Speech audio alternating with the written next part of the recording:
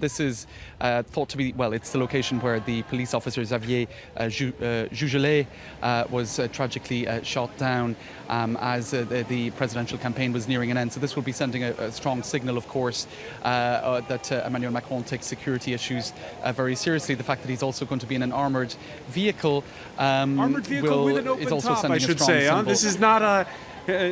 he's waving to the crowd standing. It's not for security. It's not necessarily about security. It's about sending a message that he is the head of the French armed forces, of course. And as a very young president, just 39 years of age, perhaps he is concerned about sending out that message that he is mindful of the fact that, along with being French president, he's also now head of the armed forces, and that is a role that he is taking very seriously, and that he himself personally will be making those decisions. That is at least some of the analysis that I've been hearing around me and hearing on French media.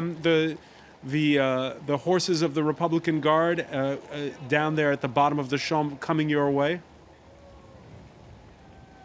Well, there's a lot of crowds, Francois, in my line of vision, and also trees along the avenue, so it's not that easy to get a view right the whole way down the avenue, but I can see elements of some activity a little bit further down, and certainly all eyes around me peering down the avenue in anticipation of Emmanuel Macron coming this direction.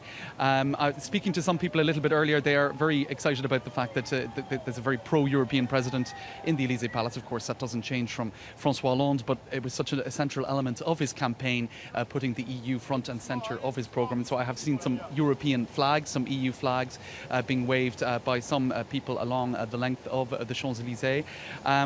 Many different nationalities here, of course. The Champs-Elysées, a very important venue for people coming in to visit Paris, and you do have a lot of tourists here as well as French citizens. I spoke to one Finnish gentleman who was very curious about the dimension of pomp and ceremony that you have attached to the French presidency, which of course has retained elements of the monarchy. They call it, I suppose, a republican monarchy of sorts, and indeed many elements of I suppose the monarchy remain in the Fifth Republic, and certainly you see it in a day like today with the swearing-in ceremony and all of the pomp that accompanies it. So we can hear now, Francois, the cortege as it's moving up the Champs-Elysées. You probably have a better vision where you are than I do right now, but that I'm sure will change shortly as the cortege move towards us. All right, just a few minutes ago, a big downpour where James is standing at the top of the Champs-Elysées, right near the Arc de Triomphe that you saw there a second ago.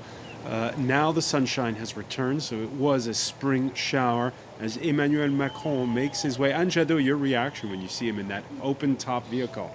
Yeah, no, open-top vehicle is classic. Like there always has been in convertible cars, but there were civilian cars. Civilian cars. And it was like, what the hell is going on there? I think he wants to send a signal, maybe because of his age, maybe to be projecting this is the en même temps thing, but I can decide I can be strong. This is the Elysée. I mean, the Macron team just let it know that it's a Renault truck, that he wanted to use that truck, which is usually used on Bastille Day for the president to review the troops.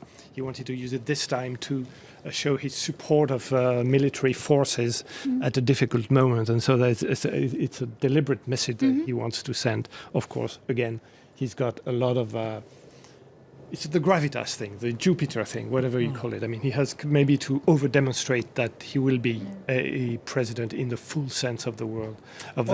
Also, just a slight touch. I mean, I can't remember whether he mentioned terrorism very much in his speech in the Elysée, but didn't do very much with it.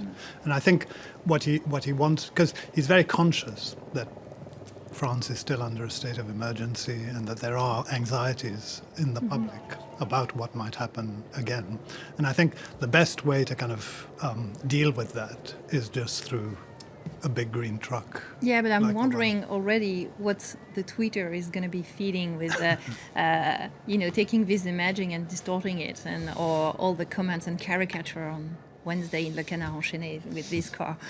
You think this will backfire? Oh, it could. You can remember Dan Quayle going, there are all these photo opportunity he's not things. as ridiculous as Dukakis with a helmet in a tank or whatever. I mean, no, he's not. I don't think it will. has not. He's again. This is the exact same truck he will use On Bastille 2 months from now on Bastille Day to review the troops. I mean, it's, James, obviously, you have some insider views from his advisors that I don't. well, they want to make a point. They definitely want to make a point. They're sending the message everywhere that this is why he wants to do it. But the reception side of the message would be interesting to follow up. Because sometimes you can do some storytelling and you can do things with your advisor. You don't know how average voters and citizens will react. James Creedon, is the new president of France in your line of sight?